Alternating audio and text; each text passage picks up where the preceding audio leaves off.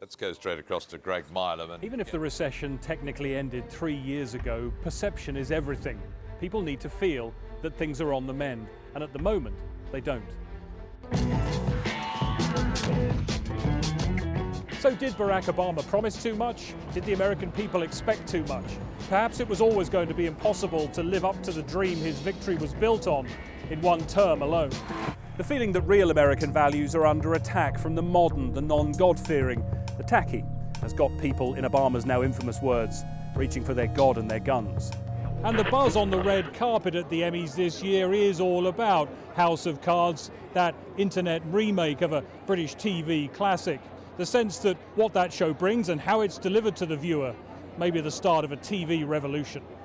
What Netflix is doing, is it that big a moment, do you think, for TV? I think that what is clear to me is that more platforms are going to start to emerge, more audiences are going to start to evolve, and if networks don't follow the audience, they're going to lose them. If there's one factor you're weighing up before coming to a decision to run, what would you say it is? The impact on family, to be perfectly honest with you. On your family? On my family. He kept using that phrase, "we the people," from the US Constitution, talking about that need for a common effort, for a common purpose, saying that even if people disagree, there must be a way to make progress.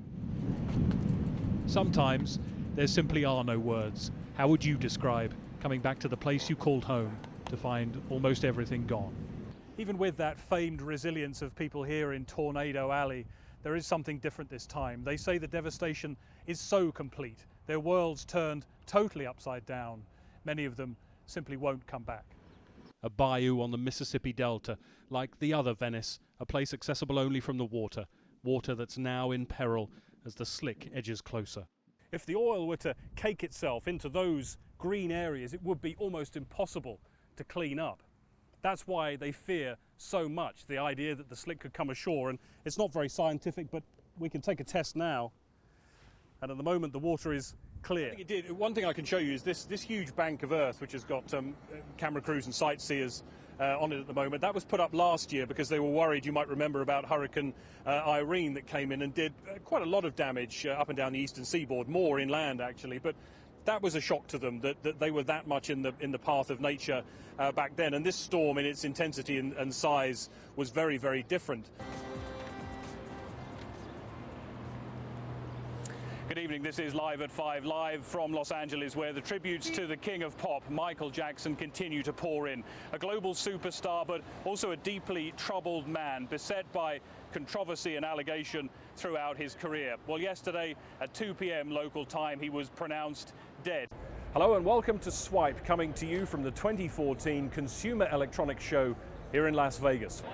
The sales pitch for a lot of these devices is about physical fitness, making them indispensable in the modern world, and it's all part of this connected life theory, the Internet of Things as they call it, and things like this. Television sets the size of a small London flat.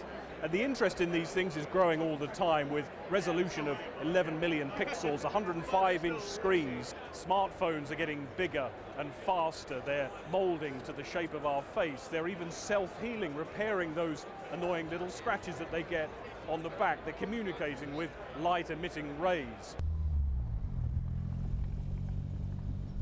And ironically, it is this very classic design that's put paid to the combi van.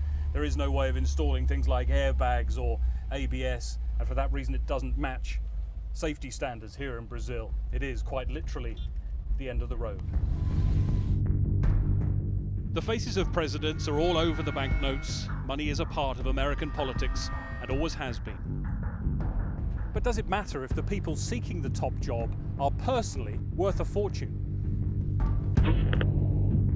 In the middle of a recession, Mitt Romney's testing that time-honored theory that in American politics there's no such thing as too rich.